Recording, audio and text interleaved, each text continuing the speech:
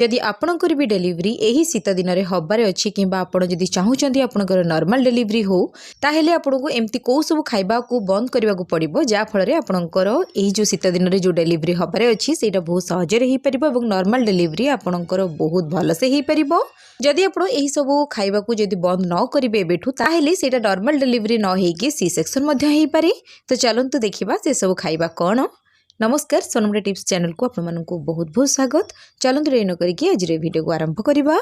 जदि आपणकर एबे डेलीवरी समय आसीगला आपणकर वेट जदि अधिक अच्छी जी रहा कथा ताहले आपण मन रखु यही समय आपण गर्भरे जो बेबी बढ़ू थाए तार मध्य ग्रोथ बहुत जल्दी जल्दी होता है।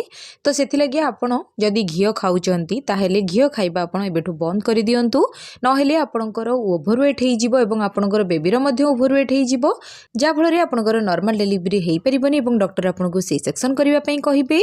यह सहित जदि आपणकर बीपी प्रोब्लेम अच्छी ताहले मध्य आपण घी खाइबा को बंद कर दिंतु। सेकेंड आप ठंडा पानी को अवॉइड करंतु ता बदल आप हल्का उषुम पानी पी पारे कहीं जदि आप ठंडा पानी एबे पीबे ताहले आपणकर मसल्स पूरा टाइट हो जहाँफल नॉर्मल डेलीवरी आपणकर बिल्कुल भी हो पारबनी। तो से लगी आप जदि नख उषुम पानी जदि सब बेले पीबे ताहले सेटा आपन पई भल रहिबो। एबे जदि आपनकर डेलीवरी समय पाखी आसलानी एवं आपन जदि जंक फूड बहुत मात्रा खाऊँगी आपनकर वेट मध्य अधिक अच्छी ताहले ध्यान दिंतु जंक फूड ठारू आपन दूरेकी रुहंतु कहीं जदि ये सब खाइबा आपन अधिक मात्रा खाइबे ताहले आपनकर भी वेट बढ़िबो आपनकर गर्भरे बढ़ुवा शिशुर मध्य वेट बढ़िबो जोटा कि नॉर्मल डेलीवरी समय बहुत आपनको कष्ट हबो। तो सेथि लागि आपनकर नॉर्मल डेलीवरी न हेई मध्य पारे एवं नॉर्मल डेलीवरी बदल में डॉक्टर आपको सी सेक्शन करें पारती। तो से लगी आप घरोई खाइबा खातु नॉर्मल खाइबा खातु जहाँफल आपणकर नॉर्मल डेलीवरी बहुत सहजरे हो पार।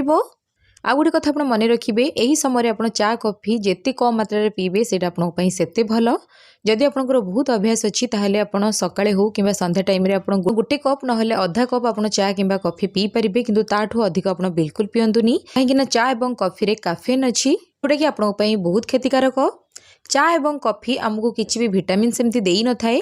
तो से लगी आप चा कॉफी ठारू निजको दूरे रखंतु।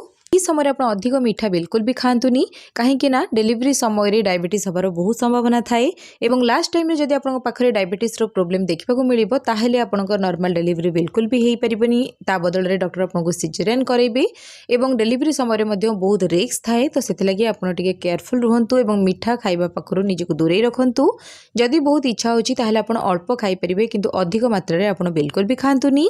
जदि आप अधिक मात्रा रे लुण खाती लुणिया जिनस आप खाइबा को भल पाती कि तरकारी हो कि कौन भी भजारे हो आपड़ जदि लुण अधिक खाती ताहेले आपन टिके केयरफुल रुहंतु। लुण आपन को जेतिकी खाइबा दरकार सेतिकी खातु अधिक मात्रा रे आपन लुण बिल्कुल भी खातुनी सेटा आपन पई खराब आपन गर्भरे बढ़ुवा शिशु पई मध्य खराब।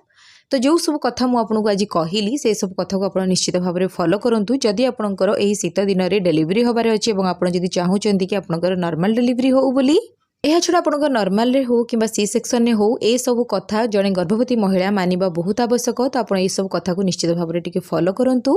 आशा करुच्ची आज वीडियो आपको भल लगी जदि भल लगी वीडियो को लाइक करंतु चैनल को सब्सक्राइब करंतु। नमस्कार।